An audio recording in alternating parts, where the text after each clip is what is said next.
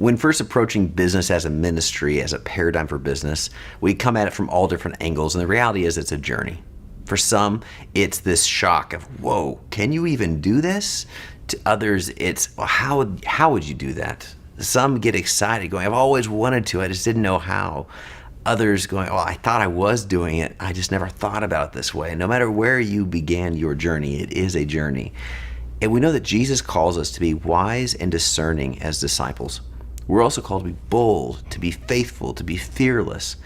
But fearlessness and faithfulness does not mean recklessness or ignorance. So we're called to this tension. And as managers of God's businesses, it is healthy to periodically step back and do an honest assessment of how are we managing the tension of faithful stewardship in business.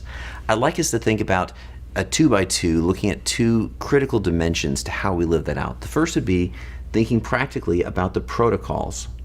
Protocols. What do you mean by protocols? The HR legal things. This is policies, protocols, guidance, best practices.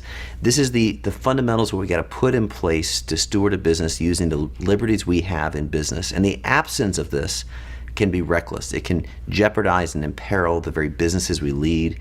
It can jeopardize the legacies we're leading. And it can create the risk of harm to others in the faith work movement if we are negligent in these matters. So we can think about an assessment that will look at the different best practices we know, and we can begin to go through a checklist of fundamentals and say, are we doing these things? Have we looked at these things? And begin to realize how well we're doing in that. But then there's the vertical, where we really want to talk about the practices. So in C12, we ask the question, how does Jesus show in your business? You could double click on that and say, okay, if Christ is in you, how is that changing the what and the why and the how you're doing business? And how is that manifest across the entirety of a 5-point alignment matrix? Is it actually changing things? We know that life is worship and mission and stewardship. Is that playing out in our leadership in the business? And so you can begin to go through a checklist assessment of the different things that could look like, from an integration all the way up to robust ministry expression, and how is Jesus reflected in this business? Well, as we begin to go through that assessment, 4 quadrants emerge. If you're new to this area, maybe you've not implemented any of the practices yet, still kind of getting your arms around it, but you've also not implemented any of the protocols to make it wise and prudent yet. Well, if you're not implementing anything, you haven't done anything, well, you've got pretty low impact, but you've also got low risk. The reality is, we call that it's kind of a secular position. You're new to this, nothing's really happening yet. But maybe you jumped in and you're doing all sorts of great things. You're integrating your faith in the business. The 5-point alignment matrix is flourishing. There's ministry happening in your business. And so you're scoring way up here. But you've been kind of negligent and dismissive of some of the protocol pieces, the HR legal things that just need to be done in a good business as a ministry. And so you're still over here. Well, that's going to put an interesting situation, because sure, you've got high impact. That's awesome. But you've also introduced high risk. And that puts you in a reckless zone. Something's going to one day happen to you or this business, or it's going to affect others in the movement, and that needs to be addressed. Now, perhaps you've been so mindful of the HR legal stuff that you are off the charts on documentation and process. So we got that done. You just not really implemented anything. Well, you're in a spot where you're going to have low impact and low risk.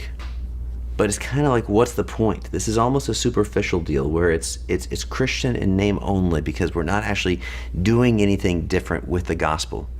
Now, of course, like any classic 2x2, where we want to be is the top right box, right? We are maximizing fidelity and stewardship of the business that God has entrusted us with, and we are maximizing the liberties and the best practices we know are out there. And this is going to put us in a zone of high impact and high security.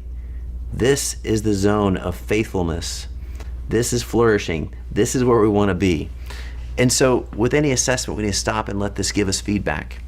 We live in an era where there is tremendous liberty to live out our faith and our identity in Christ in business. The question is, are we using it?